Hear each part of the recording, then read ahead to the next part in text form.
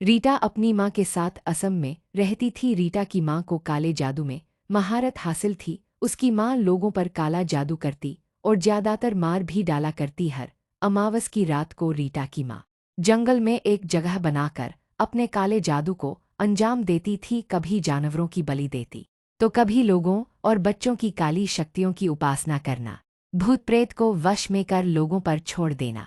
इन सब से लोग रीटा की माँ को चुड़ैल कहने लगे और बहुत अभिशाप भी देते।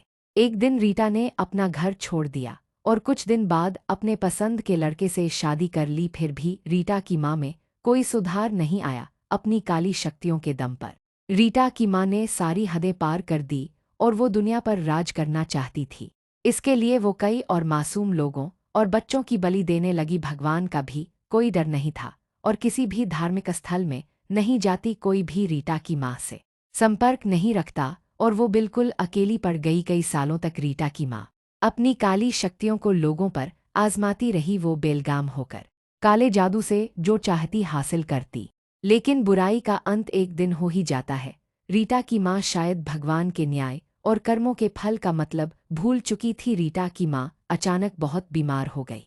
उसे लकवा मार गया। इस बार उसका काला जादू भी नाकाम रहा और उसका ख्याल रखने वाला भी कोई नहीं था। डॉक्टर के इलाज शुरू करने से पहले ही उसका हाल और भी खराब हो गया। जितनी भी आत्माएं और भूत प्रेत को उसने अपने वश में किया था, वह सारी काली शक्तियां उस पर ही भारी पड़ गई। जितने भी मासूम लोगों और बच्चों की बलि उसने दी थी, उन सब की आत्मा अब रीटा की माँ के शरीर को नोचने लगी थी।